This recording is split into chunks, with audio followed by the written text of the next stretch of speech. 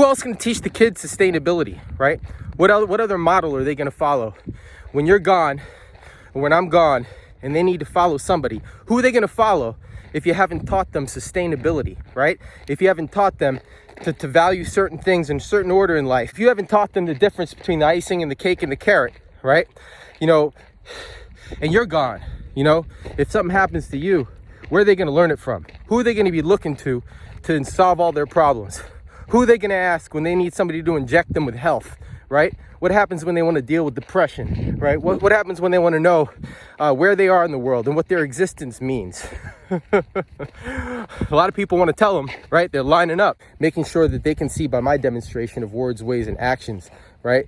That I'm building in the right direction, and how I'm building, right? It prevents them from having all these question marks. So later down the line, when they're a teenager, or they're a grown up, willfully, I'll still be here. But if I'm not, they'll still know the direction to move, right? And how to do for self.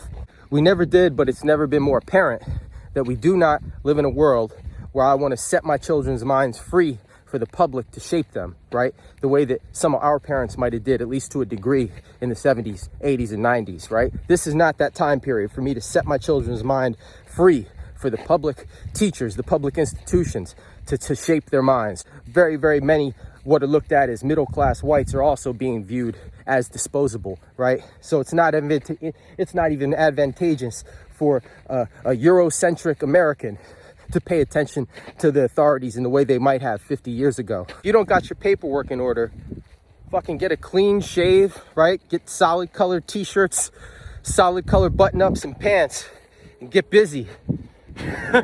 There's got to be a time where people switch lanes and start taking genuine responsibility for their life and prioritizing that over what brands they own or how they look. There's got to be a shift point for us, right, that are in our middle age or past our middle age. As the society continues to erode, right, and the systems that we see in place continue to be less and less trustworthy, and that feeling spreads to a larger and larger group of people, and you see disorder and chaos taking place already, you got to wait for the backlash before you're force-fed all this shit again through the media. Theatrical interpretations of events, right?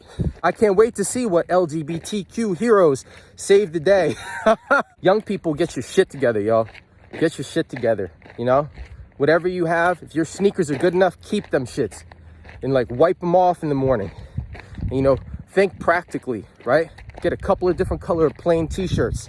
Do not let yourself fall a victim to thinking that any of that European, Eurocentric brand label shit is important. Right? There's so many stupid assholes out there, right? There's so many stupid assholes that are dead asleep that you'd be better off buying a couple of different books and a couple of different topics and broadening the things that you think about and the things that you talk about in conversation, right? So you might be able to spark up, you know, I remember how important it was as a young man, you know, to look the part. But you sincerely would be better off, just like I would have been better off, just like anyone at any time would have been better off just taking that money and putting it into a couple of books to look good at your spot. You know what I mean? Build a fucking library. Be proud of that shit. Somebody walks in your crib, they're like, God damn, he reads about this stuff? You know, he reads... Stop listening to effeminate, computerized music, right? Go back and watch some of the old movies, 70s, 60s, and 50s, and look for male role models in them. You know, look for the people that we showed as heroes and what some of their traits were. Black, white, candy stripe. Look what masculinity meant 30 and 40 and 50 and 60 years ago, right? And try to eke out and find the positive qualities of that and emulate that before you emulate these tight jeans, rainbow hair, drug-addled motherfucker. You got a whole landscape of being able to knowledge cipher. What did you choose, right? 50s, 60s, 70s, 80s, 90s, right?